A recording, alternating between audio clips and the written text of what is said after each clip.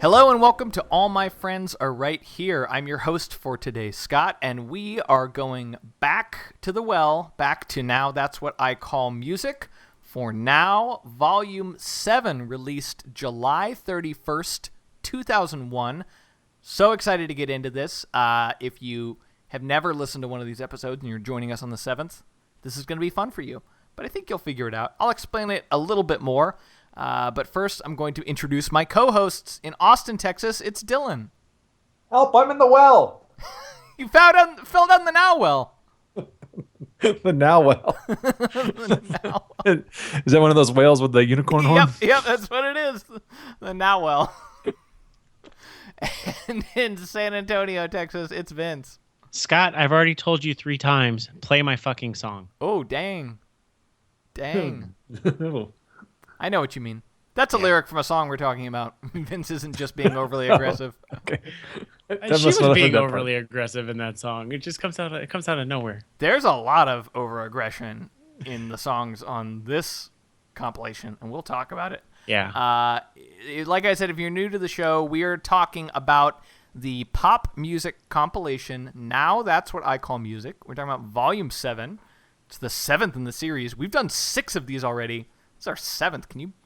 Why are we doing this? We've done 70. This is our 71st episode, and 7 of them are Now That's What I Call Music. A 10th. Can I recap all the facts that Scott just spit it out like hot fire there? Please do. This is the 7th now. This is now Volume 7. It's the 7th in the series. We've done 6 of these so far. This is the 7th we're doing. I was at Target today, and Now 59 is out. I have another fact. The next time we do this, it will be Now Volume 8. I just want everybody to be aware of that. I'm just saying, in terms of, like, it's surprising to me that we have done this 6 times. Do you know what why have we not stopped? I don't know. I thought we'd be done by now. I did, too. I was like, surely I won't have anything to say. And I might not. We haven't gotten to it yet, so I might have nothing to say. I did look at Now 59. I have no idea what any of today's, what it says, that's what they call music are. One of them's a Justin Timberlake song from the upcoming movie Trolls. That's what we call today's Do you want to music. do a time jump? Is that what it's called on TV when they... Yep. The next Desperate season, Housewives, Lost, Battlestar Galactica style. Yep. Just Let's jump do a ahead. time jump. Go right to Now 50. Okay. Yep. Should I look up the track list before we talk about it? We should know all these songs on Now 59, right? Because they're what we call music today. That is now what we call music. No, that's what we call music. Oh my god, yeah, who are the Chainsmokers? What is this? I know the people, some of these people. I know who Sia is. I know who Meghan Trainor is. Okay. I know who Ariana Grande is. Yeah, sure. Who's I don't Count know their Jones? song. Count Jones? I don't know, but he clearly owns some land. Who is Trap Beckman? That's not a name. Pink Let's is hop in the still Wayback on here. Machine. Let's go back to Now 7, circa 2001, 2002, whatever year this is, Scott. 2001, July 31st, 2001, to be exact. Right before 9/11.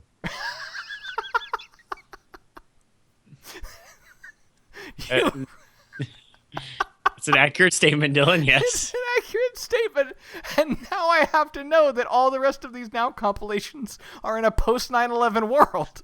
You can really break up the Now albums into 2 periods. I don't want to talk about that anymore. There's nowhere good to go, but that's true. It's really the end of the Innocence Now, Volume 7. That's for sure. This is Hey, don't let me be the last to know that. This is the last Okay. Now. This is the last Now album before there was no more irony in America.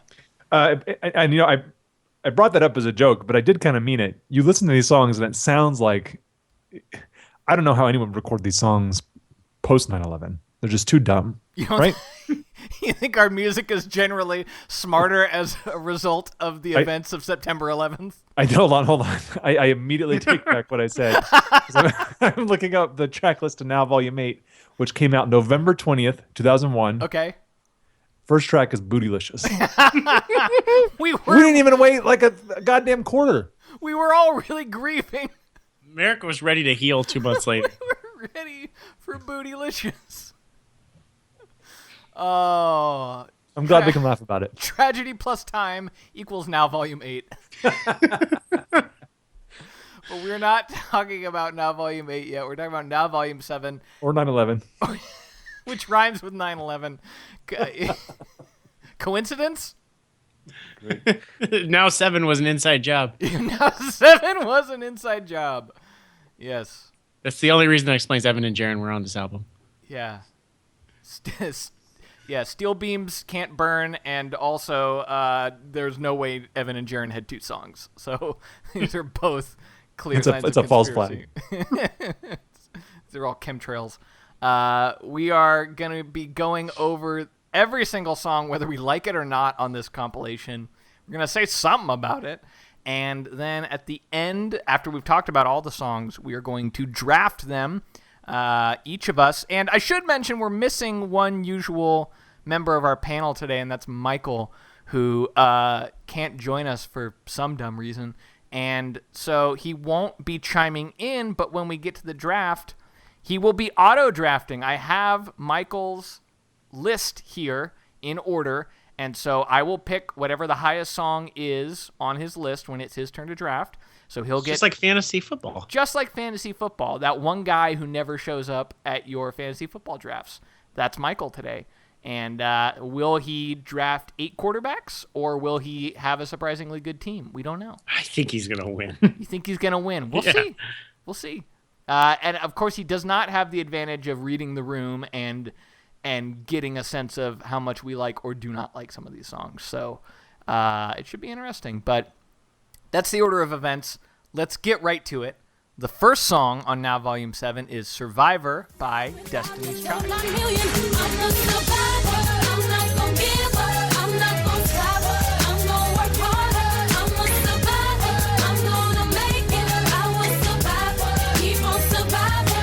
This is now the third Destiny's Child song on a Now album, I think. And Vince, you tend to have some strong feelings on these songs. So I like... Oh, this is peak Destiny. Not this song, but this era. I like Independent Women Part 1 more than this. Survivor, though, is not a very good karaoke song. I know a lot of people get together and be like, I'm going to do Survivor. I'll do it with all my friends. And it's not really a good karaoke song just because it repeats itself over and over again, that I'm a survivor. I'm not going to give up. I'm not going to stop. I'm going to work harder. It repeats that over and over again. But I do like the little break in the middle where she says that she's not going to insult you. And my favorite lyric is, I'm not going to dish you on the internet. Yes, mine too. That's also my favorite. Because lemonade. Well, I didn't even think about that. I was Beyonce. Thinking about the idea of telling someone I'm not going to diss you on the internet. Like, today you don't even need to add on the internet. Like, how else would you diss someone? Well, and like, then she said, because my mama taught me better than that, which Mama Knowles in 96 is on top of Beyonce saying, hey, this internet's going to be a thing and you don't diss people on the internet. Yeah. Like that Mama Knowles is on top. And then Beyonce doesn't diss people on the internet. She makes entire albums and movies. Yeah. Dissing you and your cheating ass for the whole world, and then makes you kiss her feet in said movie. She'll diss you in an HBO special. Yeah, but not on Mama the didn't talk about that. Yeah, HBO Go wasn't around when Mama was dishing out the advice. Not gonna diss you on HBO Go. HBO Go or other premium cable subscription services. Because my mama taught me. I've got nothing to rhyme with that. It's not going to work. I will diss you on HBO Go or HBO Now. Who knows? That's the reason, because there was no rhyme for it. That's why she did it. Dylan, where does this fall for you in terms of the Destiny's Child songs we've heard so far? I don't mind it. It's too long, right? It's pretty long. It's long, and it's like a... 4 Destiny's minutes. Child doesn't even really show up on it. It's just like a lesser Beyonce song, right? Yeah. It's really just Beyonce. Well, it's interesting you talk about the other members of Destiny's Child, because previous to this song coming out, there had been a shakeup in Destiny's Child. Of course, Latavia Roberson and Latoya Luckett left Beyonce's Child, and they were replaced with Michelle Beyonce's Williams. Did I say Beyonce's Child? Yep. I'm reading a lot of words here. Destiny's Child, and they were replaced by Michelle Williams and Farrah Franklin, and then Farrah Franklin left the group. So there'd been a lot of shakeup, and apparently, according to Beyonce, in an article in a music magazine, the group Destiny's Child was negatively compared to the TV game show Survivor, and that is where Beyonce got the idea for the song. Oh. Of course, the idea being that like people get kicked off of Survivor often, and that's what was going on with the band, and she decided to turn that positive. Now, It's weird for her to sing that about her own band. well, She's not going to stop. But she's not going to get kicked off. The idea was that she was turning it around, you see, and reclaiming the idea of being a survivor and finding the positive in it, I suppose. Now, the interesting thing that happened as a result of this song, though, is it ended up in a lawsuit filed by former group members LaToya Luckett and Latavia Roberson because they claimed that the lyrics of Survivor insulted them, including specifically it's called out the lyric, "You thought I wouldn't sell without you, sold 9 million," because when those ladies left the group, they signed an agreement that prevented any of the parties from insulting each other. So they claimed that these lyrics broke that agreement, and they actually sued the remaining members of Destiny's Child. And they probably settled out of court, but I thought that was kind of interesting. Clearly, you agree. Weird. Yeah. Well, I mean, I can hear how interested. She never says, "I'm never going to dish you on my second album." She says, "I'm going to dish you on the internet." That's really interesting. I don't know. Do you think that was her way of trying to get out of that, what she perceived as a potential legal pitfall? Yeah. Like, this is not a diss. Because a diss. Because I signed that agreement that our lawyers drew up about how we wouldn't diss each other. I didn't know that. I didn't know that this was about them because I thought this was like all post them leaving in the final lineup. Because this album like came out with Kelly and Michelle as the final Destiny lineup. Right. So would you say you thought this was all for you? Yeah, sure. Okay, good. Because the next song is "All for You" by Janet Jackson.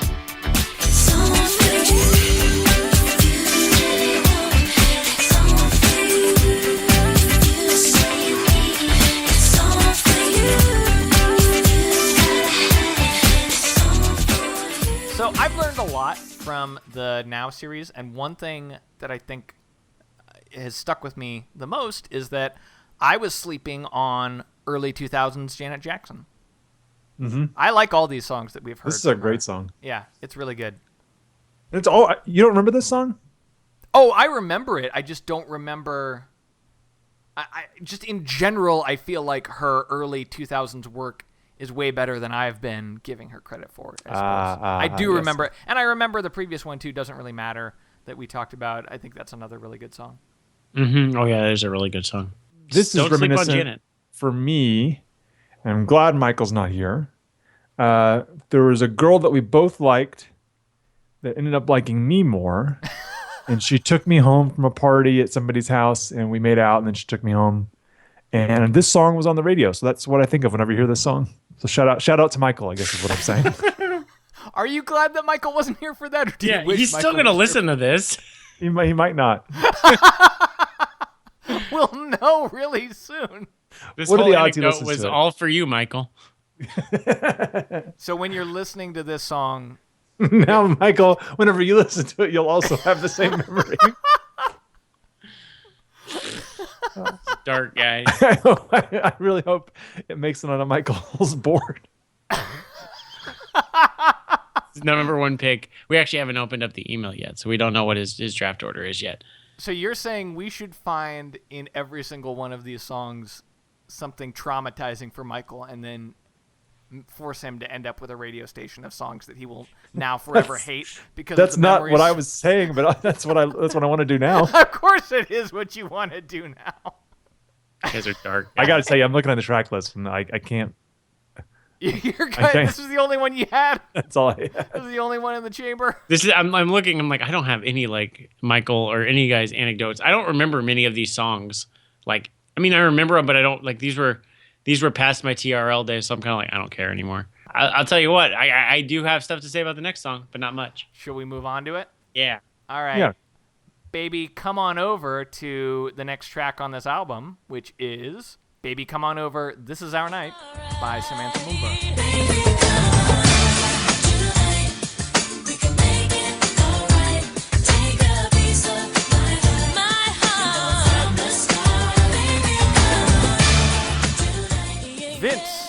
is yours, my friend? Samantha Moomba, still not Samantha Morton. Very confused. Every time I see Samantha Moomba's name, I assume it's going to be Samantha Morton. You just told me you had a lot to say. That's what I got to say. First thing you had to say. Yep. I mean, like, I see Samantha Moomba. I think I really like Minority Report with Samantha Morton. Nope. Nope. Actually, I like this song. It's fine. It's a perfectly fine club song. It's got a good beat. It's better than like the other songs in this album that are trying to do similar dance beats. So I enjoy it. I'm fine with it. Dylan? I don't care about this song. I have one note. I wrote down nope, and then I skipped to the next song. It's just not for me.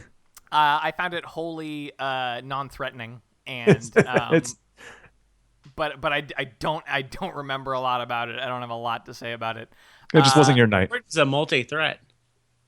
I do have a question, because on the Wikipedia, as you know, and as perhaps regular listeners know, one of my favorite things in the world is the Wikipedia descriptions of pop music videos, which all appear to be written by the same person who has a very loose grasp on the English language.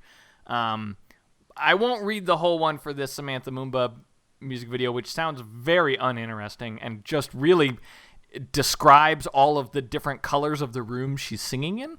But here, this is a sentence, and I want you to tell me if this is a word you know. The final sentence in the description of this video, it says, the scene features Moomba with a mic and stand in a blue room with white holes splodged all over the walls. Splodged? Spell this word, please. S-P-L... Can I get the etymology?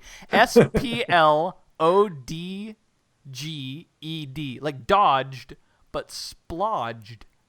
Anybody? Splodge? What the hell is splodge? Is Vince thinking about it? Yeah, I know splooged. I know splooge too, but I don't think that's what they're referring to. I looked up splodge, and the definition.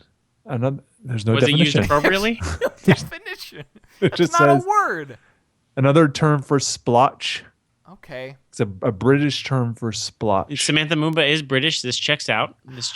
Well, I think we're talking more about the ethnicity of the the wiki writer. It's a big Samantha Moomba fan, and so he was talking about how things were splotched all over the thing. Yep. No, he said splodged. Yeah.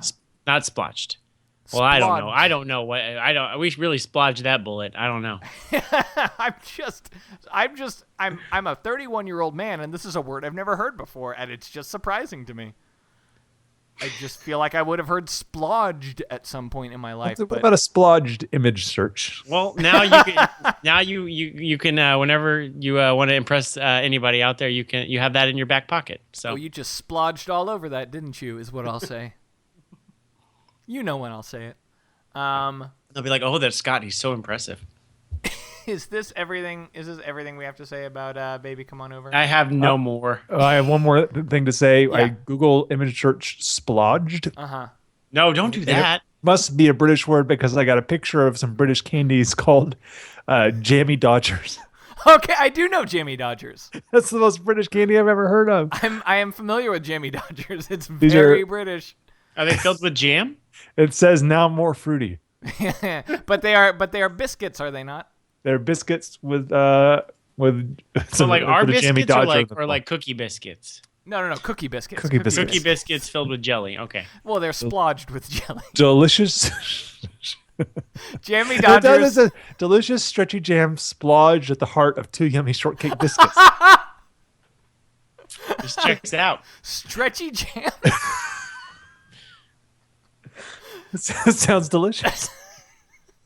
Could you just splodge that stretchy jam in between a couple biscuits for me?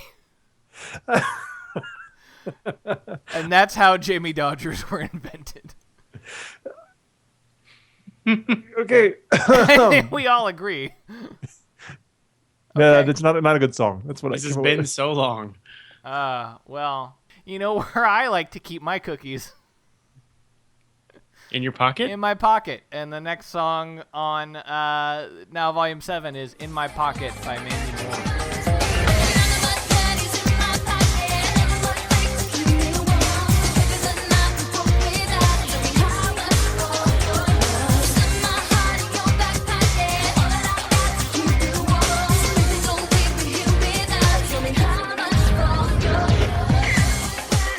like we've had some real diminishing returns from the Mandy Moore catalog in the Now series. I don't know about you guys. I was all in on Candy. I was so in. Yeah. That was my reaction to it. And every song is just, I'm less and less into it. I remember liking Mandy Moore more. That was awful. I remember liking her more. But nothing's been right. I don't know. And like in this song, it seems like they're trying to make her do something she's not. And I watched the video and she just looks so like thirsty, right? Like she's like trying really hard. I don't know. Yeah, it seems like she's out of her element. I think we talked about this with the last 98 Degrees song. Is it seems like she's an artist without a direction, or like the studio's just telling her, you should sing a song that's kind of like there's the Latin explosion happening right now. Maybe you should do a song that we tried to get for Shakira's crossover and it didn't work. So how about you just take this song? Clearly wasn't written for her. She doesn't look right in the music video. She's wearing clothes that aren't. She just doesn't look like her. It seems like an artist like because obviously there's like Britney and Christina, and then Mandy Moore's probably like C level of pop stars. Like she comes out like Candy was a good song, but like she was never really in the game. No. And so they just put her like chasing weird trends. And I'm kind of glad she got out of pop music and just did like movies like Princess Diaries or Saved around this time and Walk to Remember. I feel like that was like just get the fuck out of pop music. Good move. It was. Does this also sound like they were really chasing that Timbaland sound of the early 2000s? Oh yeah, I didn't think about that, but yeah, I can see that. I got a strong like Big Pimpin' vibe from the sample in this song. Which, speaking of the sample, is a list of lines from critical reviews on Wikipedia, and this one I've really been turning it over and over in my head since I read it, because it just doesn't make a ton of sense to me. People magazine said that it was, quote, laced with sinewy Middle Eastern rhythms, just right for the summer. And I can't. Why is that just right for the summer? Because the only thing I can come up with is because it's hot in the summer and it's hot an in inside job. Oh God! Oh no! I walked right into it. I don't want to talk about all the signs were on Now 7. All the signs were there. Why didn't George Bush pay attention to Now Volume 7? Oh, the CIA had been telling him to listen to Now Volume 7. I don't want to talk about this anymore. Except this maybe will go with what you guys were saying about the music video. Entertainment Weekly's Matt Deal gave the song a C, and he stated his disturbance at, quote, hearing a 17-year-old moaning how much for your love. She was only 17? She was 17 when she made this song. Ugh. It's gross. Not her best work, but maybe her best work was one song. I think maybe In My Pocket is the rule and not the exception. I don't know about you guys. No, This is depressing. Yeah. Well, I don't know about you, but I'm ready to play a different song. And that song... Play my favorite song. Vince's favorite. That song is Play by Jennifer Lopez. Play it all night long. Just turn it up, turn it on. Play, come on, DJ, play that song. You know that it turns me on. Just turn it up and turn it on. So, Vince, you have some strong feelings on Play. Yeah, so this is the worst song on the album, right? Ooh. No. No, I actually... Tell me more. This song is, like, infuriating to me. I don't like the concept of songs about songs. Like, the whole lyric, the whole, like, chorus is, hey, DJ, play that song, play my favorite song. Which, to me, says, like, why aren't we just listening to your favorite song? Like, it makes no goddamn sense to me why we're talking about listening to a different song, in a song. Like, if we're... This was just the tribute. Yeah. Yeah. Exactly. That attributes like an inherently better concept for this. But like J-Lo just like keeps singing about her favorite song and how it turns her on, and then she gets really mad in the middle of it and yells at the DJ to play her fucking song. And I'm like, what's I don't know what's going on here. I don't like Party in the USA because it just talks about like listening to other Britney songs. Like that to me is like, well, let's just listen to some Britney. Why are we listening to Party in the USA? But this one feels even more like egregious, and it's just like most J-Lo songs. I just find it very boring and very like kind of inane. And then I just don't like songs about songs. It just doesn't. It never sits well with me. It's a very strong opinion. Very strong opinion. Kudos to you for bringing a strong opinion. I listened to this song and had not thought about it since whenever the last time I heard that song was, and maybe it was like 2003. It was just like, some of these J-Lo songs I felt like were really bored into my brain, and this one I was like, oh yeah, I had totally forgotten about this song, and I didn't mind it. I felt like it was I didn't hate hearing it again, but I also didn't love it. Dylan, where did you come down? Yeah, I wrote down boring. It was kind of boring. Hey, did you write one word for each of these songs? Nope. Nope. No, Boring. there are 3 other songs in here where I wrote stupid, cool, dumb. Let's see if we can figure out what stupid, cool, and dumb were. Were you writing them down, or did you have like a sticker pack that you were like putting on your notes? No, I got a spreadsheet and everything, man. I do think that there is like a Mr. Show skit in this thing where somebody is singing along. They're at a DJ club or whatever the kids do where they listen to songs from DJs. Yeah, it's DJ Club. And DJ Club. Yeah, and they're singing along, "Hey DJ, play my favorite song." So then the DJ is like, "Oh, I should probably change the song." And so then they change the song, and then they're like, "No, I wanted you to listen to the other song." But then the whole time they're singing, I think it's a Mr. Show skit. I think it could be, or maybe a Mad TV skit. It's probably not. You're really talking yourself down. No, it's a Mr. Show skit. Okay. I stand by that. They did that for that Cher audition skit. I think it worked the same way. There's a skit in there. That's the only way that this song is any way redeemable. And I even say it's better than The Call by Backstreet Boys, which is also like a fucking terrible song. Oh, wow. We're really just like burning through these. All right. Let's call up our friends in BSB. The next song on this album is The Call by Backstreet Boys. Listen, baby, I'm sorry. Just wanna tell you, don't worry. I will be late. Don't stay up and wait for me. I say again, you're dropping out. My battery is low. Just so you know, we're going to a place nearby. So we know how Vince feels. Dylan, why don't you start us off this time? What are your thoughts on The Call? Well, I'm not going to dispute Vince because it's a dumb song. Is It's this really stupid? This is stupid. Hey, it is. we found But stupid. I do want to get mad at Vince for a second. Go for it. Vince, can you remind me what the Backstreet Boys song was back on Now, Volume 1, 2, or 3? I can't remember exactly what it was. You called Lesser Backstreet Boys? I know I did. Scott, play back the tape. What song was that?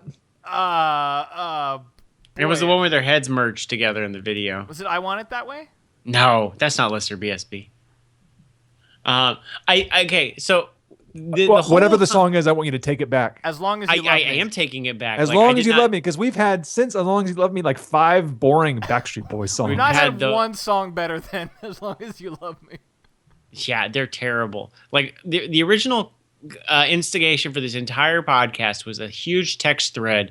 Oh, who was better, Backstreet Boys or NSYNC?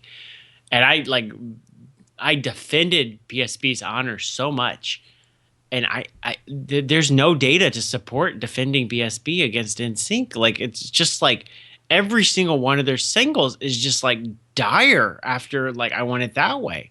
Like, As Long As You Love Me is actually okay. I don't even understand what The Call is and why they thought like, yeah, that's the song we're gonna make our single, because Were other people just waiting for the story in the song to get better? Like, that's a really boring story. There's nothing really happened. He's about to tell you about the call that changed his destiny. Yeah, it's this whole setup about, like, the whole first verse is like, I'm going to tell you a story and you're not going to believe it. And then I'm like, okay, what? And he's like, oh, I, like, cheated on my girlfriend one time and she found out. And I'm like, well, that's it? Like, that's the only... Like, but the most pertinent info you get is that the woman he cheated with lived kind of close to the club. Like, that's the most detail in the song. she found, but he's talking about like the call is the thing that ruined his life. Well, the, Not the call was just his girlfriend to lie, right? Just to say like, hey, I'm going to be out for a while. Gotta go. Don't wait up. Gotta go. And then that weird like mix of that guy going, oh, like the yelling that's just through the middle of the thing. It's really weirdly sampled. Yeah, because he just says like, I called my girlfriend to tell her not to wait up for me, and then I went and cheated on her. But that call is the thing that changed my life. Yeah, why? Well, I guess okay. I guess in fairness, they tell you at some point that it turns out that his girlfriend knew the girl he cheated with. They say that in the song. So I guess maybe that's the way that... Is that the call that changed his destiny? Maybe if he hadn't called his girlfriend and lied, she wouldn't have found out, but they don't make that clear if that's the case. Yeah. Maybe it wasn't a phone call, but it was the call that he made. I'm going to make a call to cheat on my girlfriend. Oh, maybe it was a call. Oh, that call. Oh. Maybe it was like a call of more like a carnal lust, like an animal call. There are multiple calls. Maybe the song is deeper than we were giving it credit for, you And guys. it's about finding out which call is the call. Is the call. Also, what cell phones in 2001 dropped calls when the battery got below like 20%? It's two different things, right? It's like my battery's low and you're dropping out. It's like, well, those aren't related. Like There's correlation, there's not causation. I was about to say that. But maybe that's the point. Maybe he's really grasping at straws at this point, right? I don't. Gotta Am I go. grasping at straws? Gotta go. Gotta go. Do you want to hear a super depressing Wikipedia fact? Yep. Is it about AJ's love life? It's about AJ. Of course. AJ, the music video for The Call, the first time AJ McLean tried cocaine. Oh. That was Cool. a bad call. That was a bad call. Bad call, That's man. the call that changed his destiny. Yeah. Hello? Who do you think gave AJ cocaine on the set of The Call? Some like Was key Marco grip, right? Ciego directing this video? I don't know. I don't know. I wasn't prepared for that question. I wasn't prepared for you to have a name for me. Yeah. Did Marco you know Ciego- Is that libel or slander? No. one of It was a question. I never said that Marcus Siega, director of those terrible, the bad Weezer videos, who also directed a lot of terrible episodes of Dexter. You were just posing the question. Who knows? Who Maybe can it never was. be sure? Who can never be sure? Did you guys know Pharrell produced this song? Pharrell? Pharrell. Pharrell. Our Pharrell. You know what? You know what we can all take away the moral of the story of this song? Play is gonna play. And that is the title of the next song on Now Volume 7, which is Play is Gonna Play by 3LW. Players, they gon' play, and haters, they gonna hate. Ballers, they gon' ball, shot callers, they gonna call. That ain't got nothing to do with me and you. That's the way it is. That's Three Little Women. This is the second 3LW song we've talked about, guys. We had one last time as well. How's this one holding up for you? How you feeling? I still say play is going to play. You do say that. It's a common phrase that comes out of my mouth. I don't think it came from this song though, Vince. But the baller's gonna ball, I think that comes from this song. And shot callers they gonna call. I don't think that was part of our lexicon until this. You don't think so? I don't know about that. I never It's said shot callers 2001. they gonna call. Do you say? Yeah, hold but on. you lived a very different life than. Hold on. Yeah, do you post 9/11. Yeah, that's Do you true. say shot callers they gonna call often? Yeah. Yep. Okay. All the time. I I believe say you. play as they gonna play. I and have ball no as they reason gonna to think that you're gonna lie, Vince. So I'll just take your word for it. lie as they gonna lie. It'd be a strange thing to lie about. Do we have I like this anything song. to say about you? Like it, Dylan? Yeah. I have nothing to say about this song. I can remember it. I'll say that. I can remember how it goes in my head. But I'll tell you what, now that I'm remembering it, it just fades into Baby I'm a Do Right, their other song. But yeah, it's pretty unremarkable in general to me. Yeah, let's just ride on through. All right. Let's ride on to the I'm so excited I get to say this. The next song on the list is Ride With Me by Nelly featuring City Spud. If you wanna go and take a ride with me, we three women in the four with the dozies. Oh, ride this way. If you wanna go and get high with me, smoke a L in the back of the Benzie. Oh, must I feel this way? City Splodge? City Spud. That guy could have picked any name. He went with City Spud. Do you think there's a Country Spud? There's that old book. It's his cousin. Cities. City Spud. and Country Spud. And he did. I don't know. Well, why Nelly it's did so have funny. country grammar. Country Grammar and City Spud. Anytime I look at it, I think of Mr. Potato Head in Toy Story saying, "I'm a married Spud. I'm a married Spud." You don't think of Spud Webb? Nope, I think of No, a married Spud. He thinks of potatoes. City Spud. He was confirmed bachelor Spud. Ride With Me. This was probably the first song. I like that Janet Jackson song, but this is maybe the first one on this compilation that I was like, yeah, when we got to it. This brought me back in a really good way. I like this song. Oh, for me, this never really went away. Okay. I feel like I hear this pretty often, or it comes up at karaoke. Yeah. This is Nelly's legacy, right? I mean, it's not Nelly's songs in Honey Nut Cheerios commercials, but you know. Okay, well, I was going to get there. That I was going to ask you, and apparently the answer is yes. But did you know that Yep. there's a version of this song called "Must Be the Honey"? that's Yeah, used I in wonder why Honey he did it. It must be the money. Honey Nut Cheerios commercials. Hey, Must Like, be the honey. It was at that point that I realized I was old and my generation was in power and then shamelessly promoting towards me when I saw an animated bee dancing to A Must Be the Honey with he wears like Nelly sunglasses also in those commercials. Yeah, he does. He does. I watched all of them. Because on YouTube, I went to look it up on YouTube. I was like, is this a real thing? And I YouTubed it, and there were a few different results, and one of them said something about like all Must Be the Honey Nut Cheerios commercials, and it was like 5 of them in a row in like one video. But somebody was like a completist and was like, no, we have to get all of them. And so I watched all of them, and they're all pretty much the same. They're not that different. But this isn't Must Be the Honey. This is Ride With Me. This is Ride With Me. both are good. Both versions are good. I like this song a lot. I don't know what to say. This is a great song. This is a terrific song, and I'm not. Do you feel like apologize. City Spud contributes to this or no? What do you think City Spud does on this? I don't know. I can't tell you who Spitty Spud is, so I have no idea. Spitty Spud. Spitty Spud. It's been so long since I last heard it though. Oh, you want to go Really? right there, huh? No, I just love throwing in the things so people can be like, oh, Vince was foreshadowing. But Do you think? Hold on. Do you think anybody has ever said that?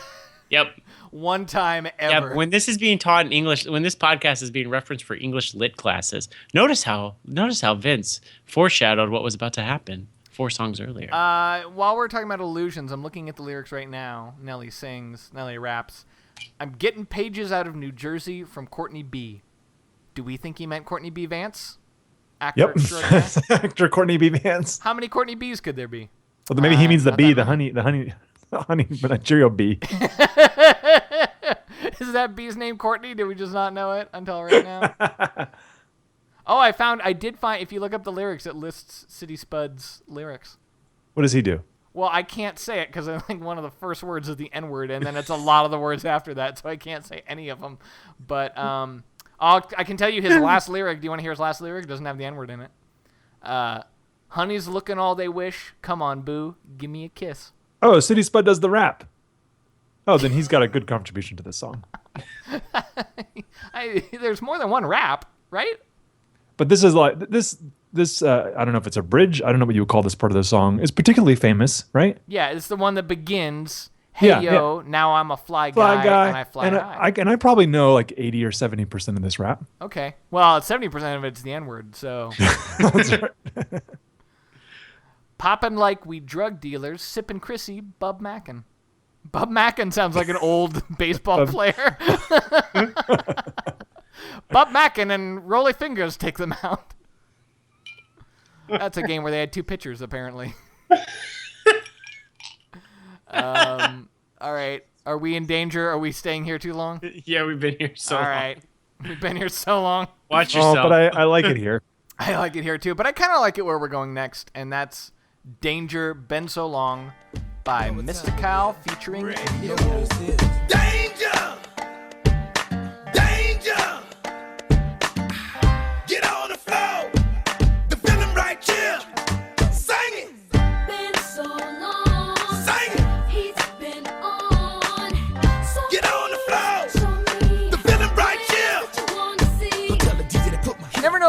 mystical or mystical, and I often say mystical because that's how Beast says it in About a Boy. Yeah, that's what the kids said. Mystical. It sounds like someone from a Mystical. like you're a 30s gangster in Chicago. Danger Been So Long. I like. Oh, this is he song. Mr. Cal? Is that No. his real name? No. Okay. No. No, no, definitely not. Definitely not. 100% I'm gonna not. try to find his real name right now, but Michael Lawrence Tyler is his real name, so no. No. Oh, and this I is a noticed lot you just better said than I Beast. remember. I just remember Nicholas Holt. Now I got that connection. Nicholas Holt, yes, who was Okay. in About a Boy, Witness me. and yeah, and then grew up to be the Beast. In the I like X-Men this song a lot more than I thought that I would. It was better than I remember it being. I love Mystical, and I like this song. I'm not afraid to say it. I will say, he's bossy, right? Like all his songs, he's like super bossy. Yeah, if I was in a worse mood, I'd tell him to pop off and leave me alone.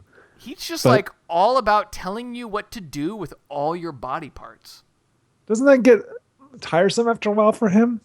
Recording angry songs? I guess he's had success, but it's just like, you know what, Mr. Cal? Like, let some people let them dance the way they want to dance. You Let know 'em- what, Mr. Cal? You know what, Mr. Cal? That's what it is. It's Edith it's Bunker? Mr. Cotter. Oh no, what character was it? It was, Mr. Horshack. Horshack, right? Yeah. That's right. Mr. Cal was an early character on Welcome Back, Kotter, and then he got cut out. It is a substitute for Mr. Cotter is out. Mr. Cal. Good reference. Okay. That's a good Vince, are you ready to reference move that on? we did. Yeah, it's been so long. You already did that. You can't do it twice. Vince, do you have any thoughts on Danger? I get it. I still get it, and shake your ass confused. That's okay. Really. That's fair. I want to say that I enjoy the rap block on this compilation. It's Yes. my kind of stuff, and Yeah, I like it. agree. Yeah. When we got into this middle block, I got pretty excited. Yeah. I enjoyed it a lot. I was celebrating. I was having a fiesta. The next But then song, you remixed it. and then I remixed it into the next song, which is Fiesta by R. Kelly. On the floor, fiesta. Fiesta. Fiesta. Fiesta. Fiesta. Fiesta. Fiesta. Fiesta. Fiesta. Fiesta. Rockland. Fiesta. Now, R. Kelly is the primary artist on this, but it also heavily features Jay-Z and Boo and Gotti, which I did not realize were two people until right now. Like the car, right? That's a car, a Bugatti. Oh, But their names are spelled like Boo, like a ghost, and Gotti, like John Gotti. It's pretty That's clever. I guess. No, you were going to say it was stupid. I was gonna say, we went opposite ways on that. I like this song. I feel like this song is like a mashup of like a bunch of rap songs that I remember from this time period, right? yeah. Well, I was listening to it and I kept on feeling like it was going another direction because it was a mashup. So because it Yeah. reminded me of the songs that had been shoved into this one song. I liked it. I felt like I wanted it to be better. I still liked it. Yeah, I agree. But it was kind of like I appreciated the brevity of like, just giving me in 3-4 minutes a bunch of songs that I remember from this time period. That's all it takes, huh? That's all it takes. Do you want to know who produced this song? Not Boo and Gotti. It was Pharrell? Poke and Tone. Is that two people? Two people, Poke and Tone. Oh god. Poke and Tone are like two things a Bowflex does, right? Are Poke and Boo ever allowed to hang out together? Or are they don't know. Or exclusive? Tone and Gotti. Poke and Boo. Vince, you don't have a lot to say about these songs. I've do you, man? never We're had outta anything here. to say about R. Kelly. I'm like, okay. Like, Did you listen to this block? Yeah, I did. You know what? It blew my mind. No, I like the Nelly song. I like the mystical song. I don't understand. R. Kelly just has never clicked for me. I like Ignition, but I think probably more from the Daily Show or from the Dave Chappelle show. From the Daily Show. From the Dave Chappelle show, this is the remix edition about my song about pissing. I think that's what I like more about R. Kelly. He's never been able to click with me. Hey. I don't understand. Every time an R. Kelly song comes on, I'm just like, I instantly just like check out. And I don't know why. He's like, Like technically, he's very talented. I cannot listen to him. It's really weird. You know what my mother always said? If you don't have anything nice to say about R. Kelly, don't say anything at all. She always used to say that to me. Always. Did you? Mama Knowles. Mama Knowles always used to say, she To said, you. To you. to me, I have two pieces of advice for you. Don't diss people on the internet. And if you don't have anything nice to say about R. Kelly, say nothing at all. And I've taken them both to heart. I do love Aziz Ansari's depiction of an R. Kelly concert. That was pretty cool. That's the only thing I got to say about it. Do you want to share that with us, or are you just gonna No, like, you leave go that watch there? one of his specials. It wasn't the most recent special. It was the one before it. Okay, go watch Aziz Ansari is what Vince has to say about this song. Yeah, it's good. He makes me want to go see an R. Kelly concert. And then I'm like, I listen to Fiesta Remix, and I'm like, this is fine, but I don't care. So you think if people went and watched those Aziz Ansari specials, it would blow their minds? Yep. Cool. Next song on this compilation, Let Me Blow Your Mind by Eve and Gwen Stefani. I had to give you more. It's only been a year. Now I've got my foot through the door, and I ain't going nowhere. It took a while to get me here, and I'm gonna take my time. Don't fight that good in your ear. Now let me blow your mind. This song, my specific memory of it is having it driven into my skull over and over and over and over and over. Did anyone else have that experience with this? Or was it just me? Yeah, I mean, they played it all the time, but I think I completely forgot about it until I heard it again on this album. Me too. But there was a period of like a year where if you turned on VH1, there was like a 50% chance this video was going to be on. Yeah. And I got so sick of it. And then after like 2002, I had totally forgotten that it existed until I listened to it now. But you know what? It's a good song. It's pretty good. Yeah, It's pretty good. I liked it. It turns out that like 15 years is like just enough time to get over something that's been overplayed. That's funny. I didn't even think about how often they played it. I knew that it was overplayed. I was surprised to hear it again and to think that I hadn't heard it in 15 years. But it sounded like high school. I'm pretty sure this is Gwen Stefani's first outing as a solo artist, right? Oh. When did she do that Moby song? Oh, that's a Vince. I think that was good that question. Do That you was think after that this, was right? After? I want to say it might be before. Let's see. South Side Yeah. is... Oh, that's 2000, December 12th, 2000. You're right. You're right. This came first. How about that? I just blew your mind. You just blew my mind. I can't believe y'all remember the name of the song, but I'm like, it's track 6 off of that album Play. I can't believe you remember that. You think it's strange that I just track six of the googled song? Moby and Gwen Stefani. I did not know the name of the song. I did remember that it was called Southside. That's another one that got played to death All the time. by All the- VH1. They loved them some Gwen Stefani. They were in early on Gwen Stefani's solo stuff. Yeah, Bathwater is a great video, though. Yep. I mean, tangentially related, but yep. That's the one that should be playing more often, as far as I'm concerned. Hey, what are those tattoos on Eve supposed to be? Because it kind of looks like a raccoon like climbed on her while she was sleeping or something, right? I don't know what you're talking about. What are No, you you talking don't know what I'm about? talking about. Eve has two tiny paw prints on her Eve chest, like on her sternum. Googling now. Hold you didn't on. know that? This is like one of the only things I think about when I think about Eve. Oh, this is a weird tattoo. It looks like when you're a kid and like you went out to your parents' car in the morning and there were like paw prints all over it because like the cat had like crawled up on it at night. Like that's what her tattoo looks like, and I don't know why you would want that tattooed on yourself. If you Google Eve tattoos, I feel like I'm like the social media guy on the show. You get an article called "A Story of Tattoo Mistakes." Old school rapper Eve opens up about her tats. Clearly, she feels great about them. I mean, she seemed pretty proud. She was always like really wearing clothes that showed them off, but I just always had this image of like animals just crawling her at night or something. So I don't know. I don't know if that's what she maybe wants they to do. convey. Maybe you should leave her alone because she's got a bad home situation. I didn't say I didn't like it. I didn't say it was not okay with me. And you know, it does make me wonder though. What would you do if animals were crawling on you at night? You know, Are you really asking, or is that? No, it's the name of the next song. I don't want to know. I don't, unless you have a really interesting answer.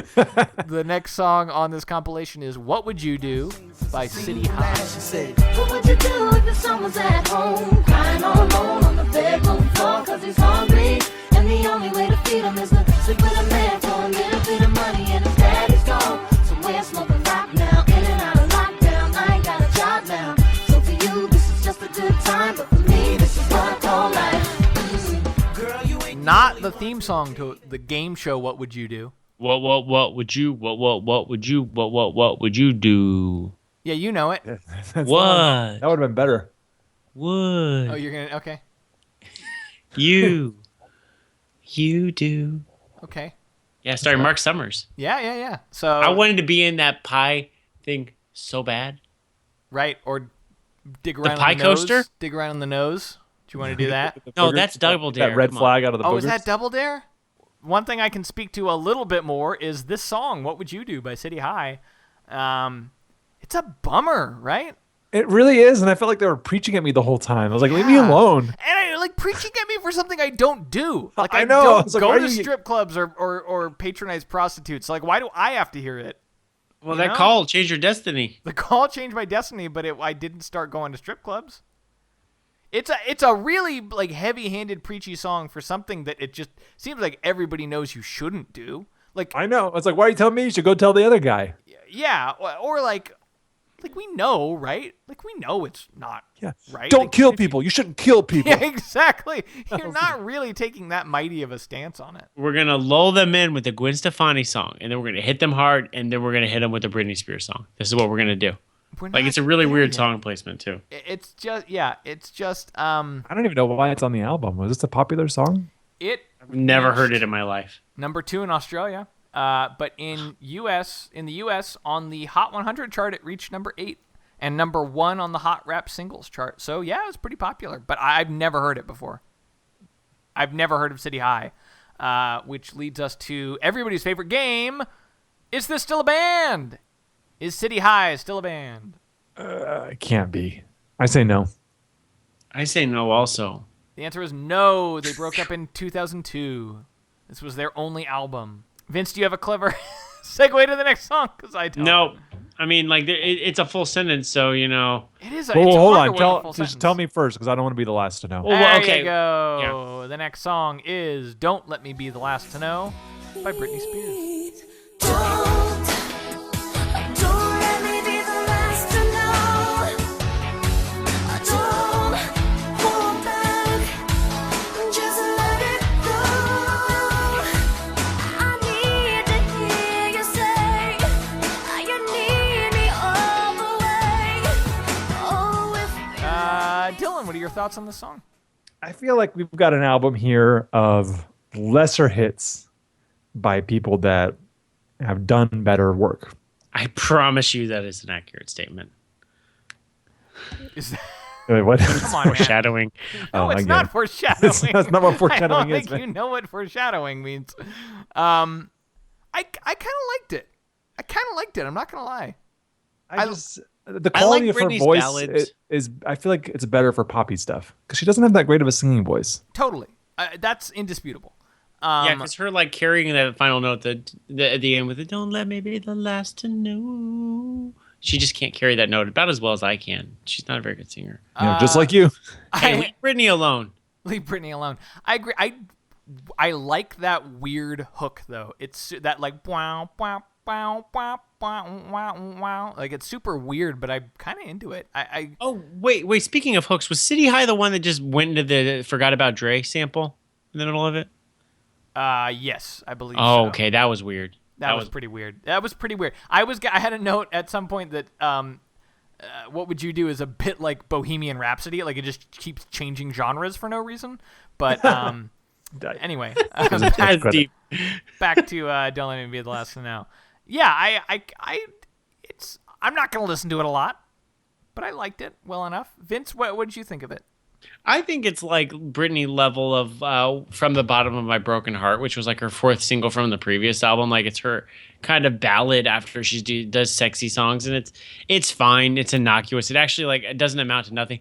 But I do also probably remember that I like me being an emo-y kid at 2001 was like, yeah, Britney understands the feels. Really? You yeah, felt that then? Oh yeah. Wow, And now okay. I like don't give a shit because I know that's like not true. But at the time I You was don't like, think she understands the feels anymore?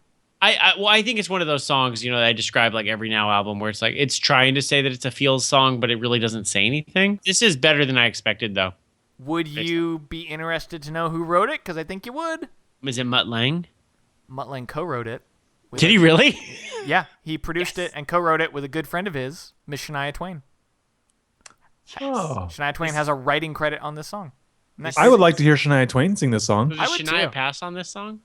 Maybe. No, wait, didn't we discover that Shania like had like 2 huge albums and then just didn't do anything for 15 years? I mean, I don't know if we discovered it, but that does sound like how I feel about Shania Twain. I don't know if it's true or not. I don't think Shania Twain ever had like a bad album that she just like, I'm just not making any more music. And she's like, and then Mutt Lange, I don't know why I decided Mutt Lange wrote that song. It sounds like a Mutt Lange song. That's why. That's Yeah, funny. you just pulled that out, huh? You didn't Yeah, know I did. you- I Wow. didn't look it up. I just was like, this seems like a Mutt Lange song. I was about to say T-Bone Burnett. But It's no. No, you know your Mutt. I do know my Mutt. He writes AC/DC songs and Shania Twain and And Britney Britney songs. Spears. It's a slippery slope for Mutt. I promise you that we have not seen the last of Britney on these Now albums, but we may. I'm addicted to her, but I know that she's toxic. I'm pretty jaded.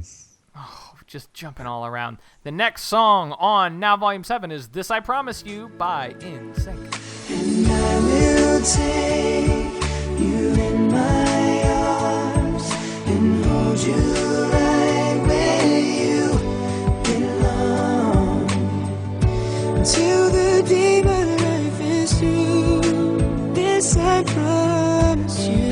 As NSYNC ballads go, where do we think this one ranks? I don't know. I'm not that high on it, to be honest. I'm not crazy about it. There's parts of it that are not terrible. Vince, you know more about NSYNC than I do. I mean, NSYNC is best when they're a dance band. So No one's You going know- to disagree with that. Bye bye bye. It's gonna be me. I think we're the predecessors to this song as far as singles go. You know, And a classic dance band.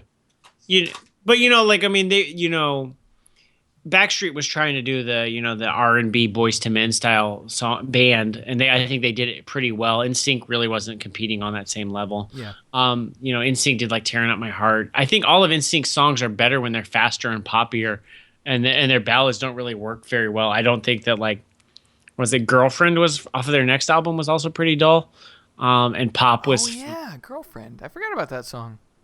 They I watched the shot- music video for this. They got 5 dudes in that video, 4 turtlenecks. Who's not wearing the turtleneck? Didn't notice, did you? You didn't notice because no one ever notices a guy not wearing a turtleneck. Here's the most interesting thing to me about this song. It is written and produced by Richard Marx, as in the 80s soft, not even soft rock, balladeer who did songs like Right There Waiting for You, a very popular guy in the 80s. He wrote and produced this, and then he recorded his own version after writing and producing it for NSYNC, recorded his own version, put it on an album, and tours playing it to this day. That's a good business model if you're Richard Marx, right? Yeah, that's a Marxist approach to music. A Marxist approach. He would take their songs and then just do them again. He would Yeah. take the songs of the bourgeoisie and he would take them to the people. Oh, To the proletariat. Yeah, but I mean, I get, he wasn't covering it because he wrote it, but he would just, kind of use them, right? I Go like ahead it. and make this famous, and then I'll just, take it from here and play it to, 60-year-old women at state fairs. who probably have no idea.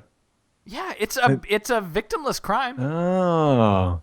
Joy Fatone, by the way, was not wearing a turtleneck. Now, there's a guy Right. who should wear a turtleneck, though, right? He's a human turtleneck. He's the fat one. Yeah, that guy. I feel like was always wearing a turtleneck. I'm kind of surprised. Was he? You were Was he thinking, wearing you were like thinking a? of his skin. Was he wearing like a V-neck? Did he go hardcore the opposite direction? A scoop neck? He's wearing a kind of a low neck or a weird necked T-shirt and Like a deep V? No, not a deep V. It's just like the neck is awkward. and a red leather jacket. Okay. All right. Not a great look. What kind of collar on that Chris leather Kirkpatrick jacket? has a turtleneck that is like crawling up the sides of his jaw and like towards his ears. Disappearing into his turtleneck. Oh man. I like this format where I describe to you what I'm seeing on the internet. You should I get also- on the Wikipedia and write descriptions of people's turtlenecks in music videos. You Dylan. really should. No one will take it down. From what I've learned about the way It'll that be these there are forever. worded, unless that one person who writes all of them gets really upset. You know what though? If you started doing that, Dylan, it would be a dream come true. And I've never had a dream come true, so I would like it to happen.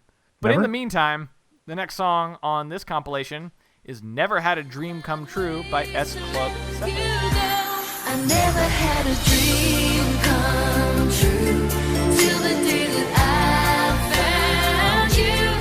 Even though I pretend that I moved on, you'll always be my baby. I never found the I'm familiar with one S Club 7 song, and this is not it. Did you know that every time I get to an S Club 7 song, I'm disappointed that it's not the one that I know? S Club Party. Is that what it's called? S Club Party? S Club. Ain't no party like an S Club party. Yeah, that's the one. That's the one. You know, the good one. The one that people remember. Surprisingly, though, this song was their only song to chart in the U.S. Never Had a Dream Come True. Only one ever. Isn't that crazy? I do remember it, but I didn't know it was the only one. What about S Club, the one that we were S-Clubs just 1 talking through about? 6.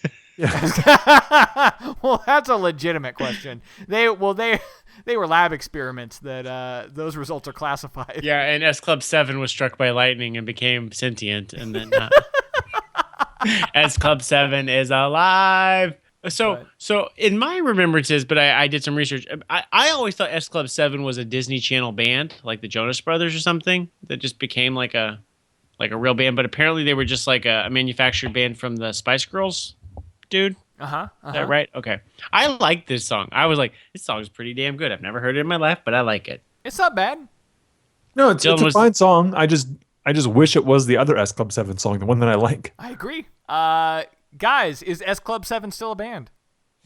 Ooh, I would say yes, but maybe they've switched out members and now it's Yeah, because the 7 implies that there's 7 members. I can't imagine all 7 members are still there if they're still around. But you're saying you think they are still a band? I think they're like entity's Menudo. I think they could still be around. yeah. Hell yes, S Club 7 still a band. And S Club. ain't no party like it. And there are now here's something strange. According to this chart, I'm just looking at this now.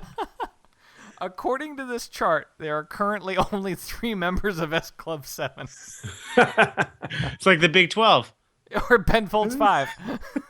Was there an accident? A horrible accident? A horrible accident. But they're the same. There have only ever been 7 members of S Club 7, and there are just currently only 3 of them. They're just losing members. They're just losing members. So this is so every few years somebody drops out. Now, and the this remaining is members have to really- look around and say, "Y'all still want to do this?" Listen to me. Listen to what I'm about to tell you. From 1998 until 2002, the same 7 core members. In 2003, Paul Cattermole drops out of the band. But they're still a band. There were just 6 of them. They break up. They reunite sort of in 2008, except it's only Bradley McIntosh, Joe O'Mara, and Paul Cattermole who had previously dropped out. He was a decoy. He's like, I'm gonna quit, and I'm gonna get these other losers to quit with me, and then I'll be back. For 6 years, the 3 of them are the only 3 members of S Club 7. And then from 2014 to 2016, guess what? They get the whole band back together. But then in 2016, 4 members, including Paul Cattermole, drop out. What is Paul Cattermole doing? He's not an S Club.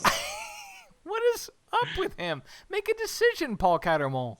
Do they have like an awesome like chart like for the Smash Mouth Wikipedia know entry they where do. they have like the little bars of like It's a How weird long looking Paul bar. It looks like somebody just like screwed up Paul Cattermole's bar in like Excel or something. Like it looks all kinds of wrong. yeah he's just not in hanging sync by a with moment anybody. there. No, not yet. I do need to talk about the section on S Club 7's Wikipedia labeled controversy. And that's, oh, you know what? I think I figured out what happened to Paul Cattermole.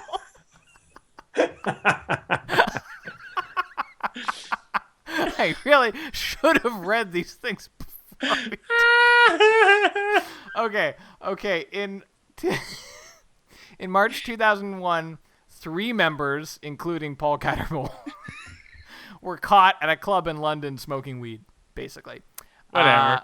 No big deal. They did a whole public apology saying they were, quote, very stupid and very sorry. But it was rumored they were worried it was going to cost them their sponsors, of which there were many.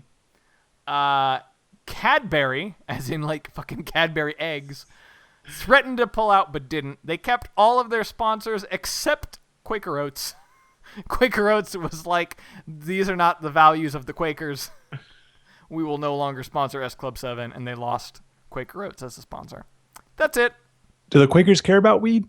The Quakers very much care. I was playing with one of our friends' girlfriend's families a long time ago, and we were playing like a word association taboo game, and my word was Richard Nixon, and I was like, well, I wasn't allowed to use like president or anything. I was like, well, he was a Quaker, and everybody's like, and this girlfriend's dad was like, Richard Nixon was not a Quaker. He does not represent the Quaker values at all. Like, he was very adamant that Richard Nixon was not a Quaker, because apparently the Quakers do not share the same values as Richard Nixon. But bro, he was a Quaker. And then like 15 minutes later, he came it. back to me. He looked it up on the internet. He's like, Richard Nixon was a Quaker. And I'm like, vindicated. Was this person a Quaker? Is that why he was offended? I don't know. He was clearly had to have been. My only association with Quakers is through Quaker Oats. Quaker Oats and Richard Nixon. Those are the only 2 things I know about Quakers, and they're not quite Amish. This is what I know.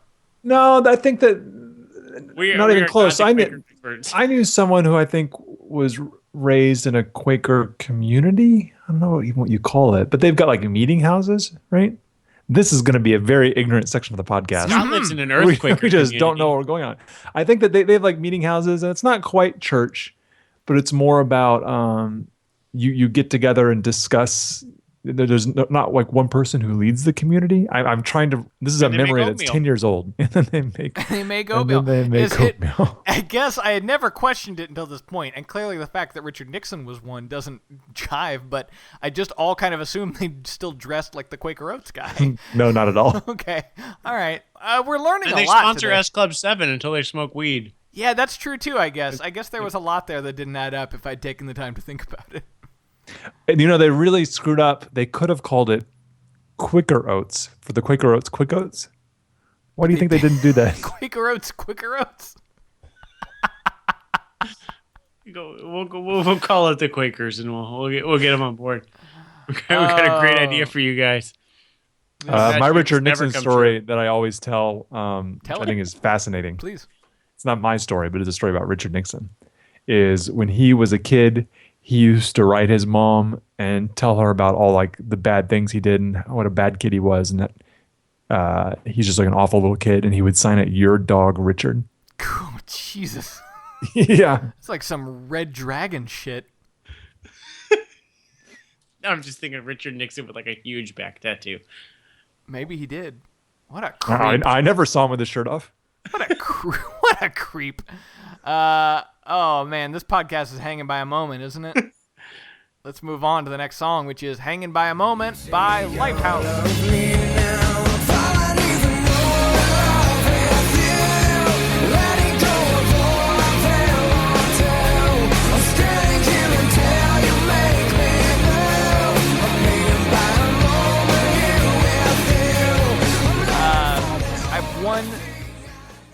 I'll say this. I'll break the ice with this.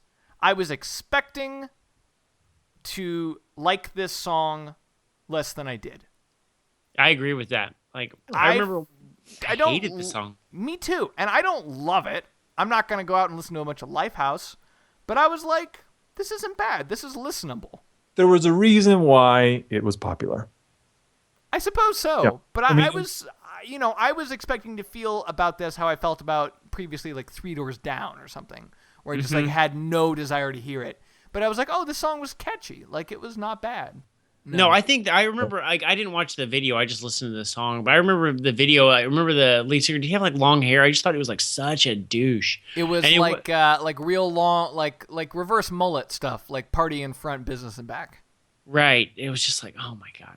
I remember like hating him and thinking he was really douchey. And this was in the era where they had like a lot of bands like this, like Three Doors Down, a lot of fly by night bands that all had similar songs to this. They don't make adult contemporary rock like this anymore. So it's kind of just like nice to hear this type of genre again. They don't make it like this anymore. They don't. I don't know if it's just because I came in with such low expectations that I came out like really happy with this song. You probably went further than I did, but I was pleasantly surprised by my reaction to this song. Yeah. I have a story to tell, and you're probably going to be way ahead of me here because of the context. In 2002, I saw the Rolling Stones in concert, and on this particular tour, they had a different opening band every night or every couple nights. The Pretenders opened for them, Elvis Costello opened for them, Ryan Adams opened for them. The night before I saw the Rolling Stones, they played in Houston, and the White Stripes opened for them. The night after I saw the Rolling Stones, they played in Las Vegas, and the Strokes opened for them. The night I saw the Rolling Stones in San Antonio, Texas, motherfucking Lifehouse opened for them. Oh man, you could have had the Strokes with the White Stripes. I got so screwed. And it's so clear that it's because it was San Antonio, too. I was like, oh, stick Lifehouse on that one. Yeah, Lifehouse. So I'm sorry, Scott. I think that's maybe why I expected to hate this song more, because I have like really hard feelings toward Lifehouse now. How was it live? It was okay. It's fine. I remember the guy seemed really nice. I was just thinking, it just made me think this now, Vince, because you were talking about what a douchebag he was, that he just seemed like really like humble and like almost like a little nervous that he was opening for the Rolling Stones. And I was like, good for that guy. He seems like a nice guy. So, I may go listen to more Lifehouse. I'm not going to lie. Probably. Oh, you would actually. That makes a lot of sense. well, Yep. I'm not as jaded as you guys. No, not yet. How we're gonna find out how much Lifehouse Vince thinks he's gonna listen to. Is Lifehouse still a band? I feel like they might be. I'm going to say yes. I'm gonna say no for this one. They are definitely still a band. Yeah. In 2015, they released "Out of the Wasteland," which is an apropos title for a Lifehouse album. Yeah. Didn't like American Hi-Fi also have like strangely like prophetic album titles and song titles? I can tell you in a few songs. I don't know why you're asking me this Okay. right now when we literally have a song coming up by them in like 2 or 3 songs. I've got good sorry. news, Vince. It looks like Lifehouse has 7 studio albums. Oh, look, There's got to be at least one good one, right? Oh God. Does there? Is that the rule? If you just keep making albums, if your Lifehouse, one of them will be good. That's what it. You put enough Lifehouses in a room, and eventually they'll make Shakespeare, right? That's true.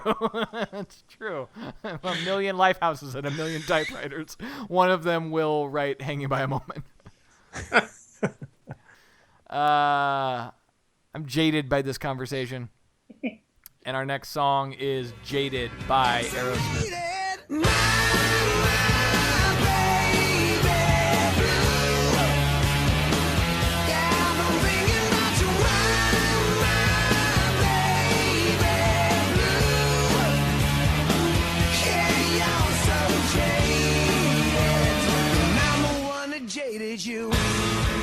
Guys, this is another one. I was expecting to have some really nasty things to say about this song. I think it's good. Am I the only one who thinks this is kind of a good song? We're now in the block where I had like such low expectations from these songs. Yes. That like, like expecting a 1-star song and getting a 2-star song is like pleasant. This song sounds like a fucking Foo Fighters song. It does. It does. The And guitar like riff an in it Aerosmith song. sounds so much like a Foo Fighters song. it would if this song was like in the middle of "There Is Nothing Left to Lose," I wouldn't bat an eye. Yeah, or One by One. Yeah, it's definitely. I would not have been surprised if this was a Foo Fighters song. Right down to the fact that the song ends and then they play the guitar riff one last time. Scott, I'm with you. I started this song and immediately thought, "Is like, well, this is gonna suck." it wasn't bad. I mean, it doesn't sound like an Aerosmith song at all. No, and I remember Sounds like thinking a that song at the from time. 2001, 100%. Yeah, It's not bad. I think Not it's kind of catchy. I enjoyed listening to it. I'll say that. Did you know? Anyone remember the video for this song? Well, I don't know if you guys watched YouTube. It was kind of like orangey. That's all I remember. So you don't remember that it starred Mila Kunis? Really? It Oh, stars Mila that's Kunis. right. Yeah. That's right. Jackie from that 70s show. It's So also you remembered the color palette, Vince? Yeah, that's all I remember. I want to say Steven Tyler was wearing like purple. I don't know if either of those are true now that I'm thinking about it. I watched it recently because I also had totally forgotten that Mila Kunis was in this video. Totally She's like forgotten. the Courtney Cox But of this the was Bruce Springsteen. But she was already kind of like a little bit famous. Not super famous, but she was already on that 70s show by this time. Yeah, I like don't Aerosmith- really know why they made this song. It's kind of a confusing song. It's right? it's really confusing. I don't get it at all. Well, they It's- were coming off their first #1 hit ever with Yeah. the Armageddon song. Don't want to miss a thing. But even that sounds more like that sounds like a power ballad, right? That sounds like Right. like something a band of their stature would record in the 90s. But this is like, it's so poppy. That's what's like really interesting about it, right? And not that Aerosmith wasn't catchy or poppy, but it's so like, it doesn't have any, like, the guitar is like jangly in like a weird, like, you know what else it sounds like? Not just a Foo Fighters song. It sounds like a Stone Temple Pilots song, doesn't it? Oh, yeah, it does. Was this for a movie or something? No. No. It was on their album, Just Press Play. It's a really dumb video. Mila Kunis is like trapped in like a play or something, and she's this just boring, sad person.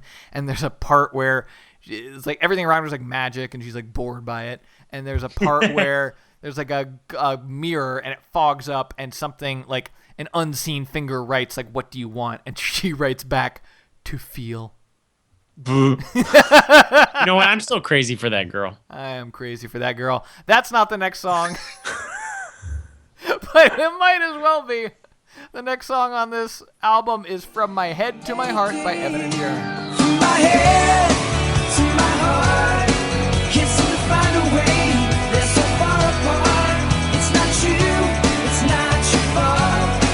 You got everything I could ever want, and you've always. The only thing I have to say is it's not Crazy for This Girl. And it was apparently on the Runaway Bride soundtrack. I listened to this song right before we started recording. I can't tell you what it sounds like. I can't either, but I remember thinking it wasn't bad. I think you're thinking of Crazy for This Girl. No, I know I listened to this. I know I listened to it because I can't remember it, and I can remember Crazy for This Girl. It was an okay song. It was an okay, like, kind of poppy, kind of rock song. I have nothing to say about it. Vince? Nope. Yeah, okay. I found like a YouTube playlist of all these songs, and they just put Crazy in it. Crazy for This Girl. They knew what So- they were doing. And I was like, I guess I do know two Evan and Jaron songs. No. But I guess I don't. When in reality, Evan and Jaron were just the flavor of the week. Yep. And the next song is American Hi-Fi. Flavor of the Week by American Hi-Fi. Her boyfriend, he don't know anything about her. He's too stoned. Nintendo, I wish that I could make her see. She's just the flavor of the week. I had an American Hi-Fi poster in my bedroom. I remember that. I remember Discuss. you were excited about this album when it came out. Is that Yes, right? I Yeah. was, because I was familiar with Stacey Jones, the lead singer songwriter Right. of this band, through his work with bands like Letters to Cleo and Veruca Salt. He was a drummer for both of those bands. Oh, cool. I liked this album when I was in high school, and I still kind of like this song going back to it. It's not bad. It reminds me a lot of high school. Yes, a lot. It reminds me of you, because I know that you. So in 2001, how did you find out about an album like this before it came out? I probably read about it in Entertainment Weekly or NME or New Music Monthly or one of those. Wow. I read magazines. I had a lot, or Rolling Stone. I read all those music. Spin was another one that I read. I read Spin, all that's those right. music magazines. And Spin. Did you actually buy them, or did you just read them like at Barnes and Noble? No, I bought them. I had a Spin subscription for a while, and I had a Rolling Stone subscription for a while. That seems like a million years ago. Like Yeah. finding out about music by reading in a magazine. Ugh. That sounds awful. Yeah, it sounds terrible. It was terrible. I can't believe I lived through it. I got that poster, that American Hi-Fi poster, because someone tipped me off to this, and I when I found out you could do it, I thought it was brilliant. I thought I was really getting away with something, but they were like, if you go to a record store and ask them for all the promotional posters that they're just going to throw away, they'll give them to you. And I was like, no way. And then it happened. And I got an American Hi-Fi fucking with poster. You're fucking with me. I got an American Hi-Fi poster and a Weezer poster and an REM poster and some others. And I was like, this is the greatest day of my life. Meanwhile, it was CD Warehouse's garbage. Well, they were literally handing me things out of the garbage, and they were like, "I don't fucking care, take it." And I was like, "I gotta get out of here before like their boss leaves." Go get back in the car with your mom.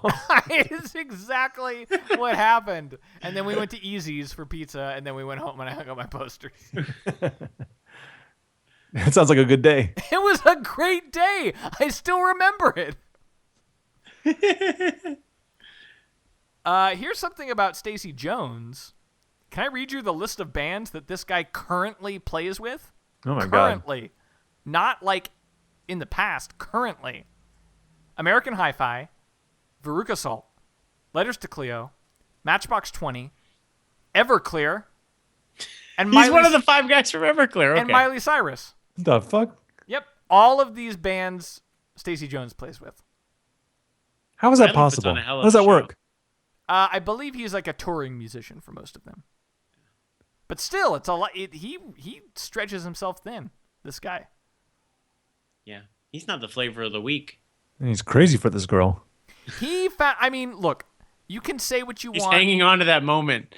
You just want to go all the way back up? Yep. You can say what you want about bands like this and music like this, but this guy has like steady work doing this shit in 2016. It's great. I've never had like a dream come true like that. Hey, when you hear that call, you got to take it. And he's going to just play. He's going to keep playing. You skipped too far, man. Oh, okay. Vince does not abide by track listing. If there's one thing we know about Vince, I'm sorry. I blew That's your mind. that's hard. I've got a really good friend whose boyfriend plays in studio bands, traveling acts, and it's a hard gig. yeah, Just like hold on to one of them. yeah, I believe it. And this guy, I mean, clearly this guy was like, I'm just gonna, cast my seed in like 7 or 8 different bands and just see which one takes, and they all took. So good for him. Is this like a Mrs. Doubtfire moment, you think? He's like, oh no, I can't play guitar for American Hi-Fi on Monday because I'm supposed to be playing drums for Letters to Cleo. Oh shit. All of my bands are booked for Coachella. So he just runs from stage to stage. So there's just like no drums for a minute, and he really thinks like he's getting away from it, but everybody notices like the drummer's just gone. And then he comes back and he's in a disguise for no apparent reason because he told everybody he was Stacey Jones. He's not like living 2 different lives. I'd watch that movie. that would just be such a confusing clusterfuck of a movie, and I would watch it definitely. And guys, we have come to the end of Now Volume 7. We did it. We did it. Yay! It is time now to draft these songs. As I mentioned before, we have Michael's list. I will be making Michael's draft picks. You can trust me. The draft order will be Vince, Scott, Dylan, and Michael. It will be a snake draft. So when we get to the bottom of the draft, we'll snake right back up. We will each pick 4 of these songs. 3 of them will get left on the cutting room floor, and then we're going to vote on who has the best station, radio station, if you will. Vince, you get the first pick. Okay, there's no best song on this album, but I'm just gonna sabotage y'all all. I'm gonna take "Ride with Me" by Nelly. Yeah, you sabotaged everybody, and I can Sabotage. I can You don't also- even like that one. I don't. Yeah, it was Ugh. a dick move. My favorite song on this album is "Hanging by a Moment" by Lifehouse. Well, you Like, could've Why picked didn't it. you We all said take we it? liked You had it. the first pick.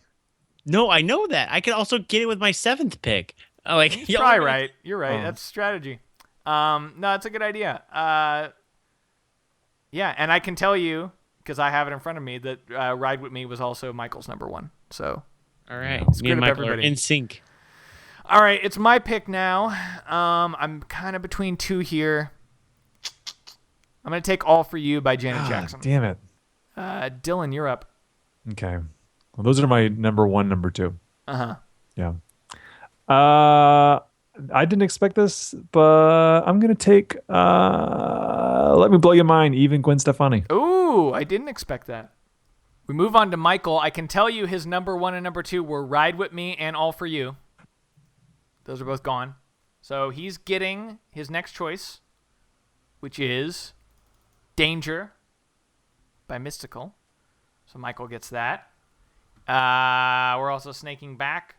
So Michael gets Survivor by Destiny's Child. So not a bad one too for Michael off the top of the draft here. And Dylan, you have the next pick. Okay, I'm going to take Flavor of the Week, American Hi-Fi. All right, now it's my turn. I'm going to take. This starts getting a little ugly. I'm going to take Jaded by Aerosmith. And Vince, you have the next pick. Okay, I'm going to take Don't Let Me Be the Last to Know by Britney. And I'm snaking around again. I'm going to take Never Had a Dream Come True by S Club 7. Oh, wow. All right, it's my third pick. Let's see. Boy. What would you do, Scott? I don't know. This got oogly.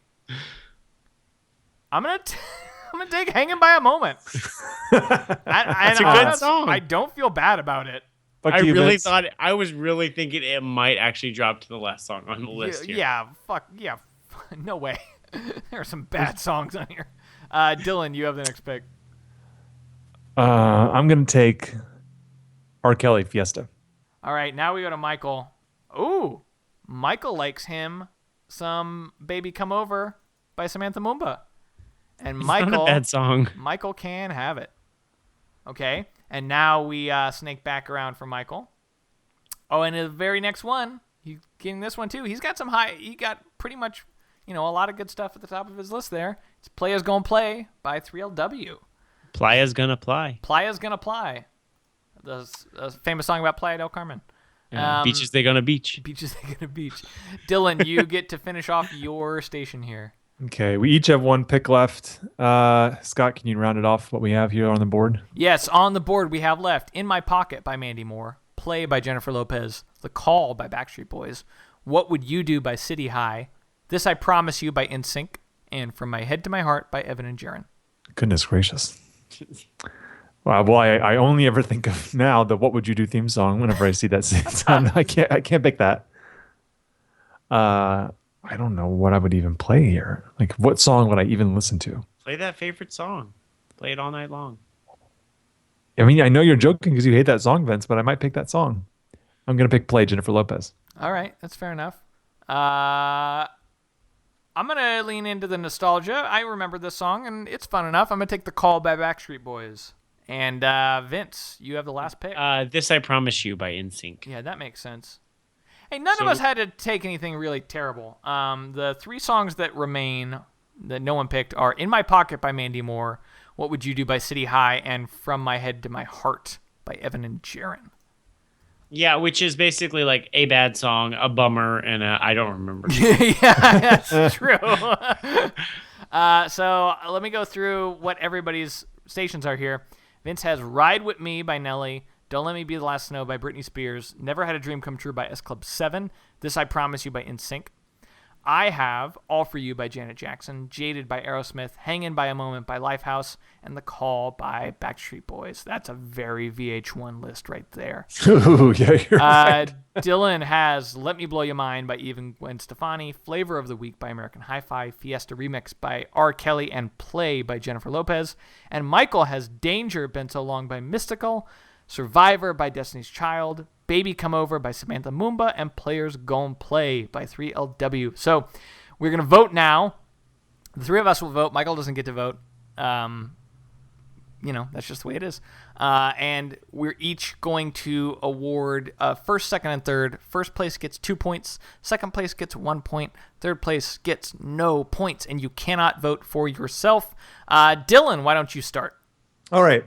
Vince, you picked the best song on the list, and I think that you took it so you could steal votes. Yeah, let me tell you. that is an accurate statement. All the other songs on your station are kind of a bummer. You start strong, but they're all you've got a ballad station after that, which isn't Yeah, bad. I trick you. I want you to take a ride with me, and then I'm gonna just dump Yep. on the adult contemporary. Yeah, but we can see the rest of them. Is the Yes, I'm problem. looking at it right now. Scott, I think I'm going to give you my number one. I like all your songs. They're all happy. I like VH1. Nothing's wrong with VH1. Between Michael and Vince, you edge out Michael. And Right With Me has a lot to do with that. So it worked. Okay. I'm voting next. Yeah, I definitely agree with Dylan. Vince, you start strong, and then I'm not feeling many of those songs there. See, Dylan's got Let Me Blow Your Mind. Flavor of the Week. That was smooth. Fiesta. No, and it's not Play. smooth It's by not Rob smooth. Thomas. I'm Y'all sorry. don't like that song. It's not a hot one. Let's see. Did you see the video of that dressage horse at the Olympics? Yes. Oh God, yes. Of course I did. And did you see this, Vince? Vince, did you see this? No, I didn't. Is it dressage? I thought it was dressage. I'm sure it is. I'm sure I don't know what I'm talking about. Dressage. What did he have splodged all over him? He splodged in his dressage. A dressage horse, which is of course a horse which dances for competition. It's a very cruel thing, right? I think we do we agree?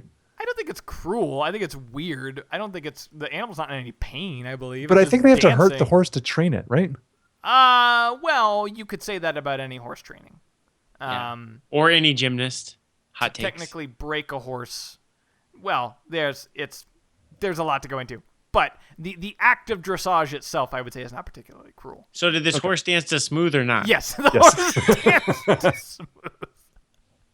And really danced. We're doing this hop back and forth. What was happening? Was I see voting? this. What were we doing? Well, I'm looking up the video to share with Vince, and I assume that you would continue with the show. All right. I think it might be between Dylan and Michael for me. Let Me Blow Your Mind versus Danger. I'm going to give it to Danger. Flavor of the Week versus Survivor. I'm giving it to Flavor of the Week. Fiesta or Baby Come On Over. Oh, it's definitely Fiesta. And Play is Gone Play. I think Dylan gets my number 1. Michael gets my number 2. Vince gets my number 3. And Vince, you get to round us out and vote.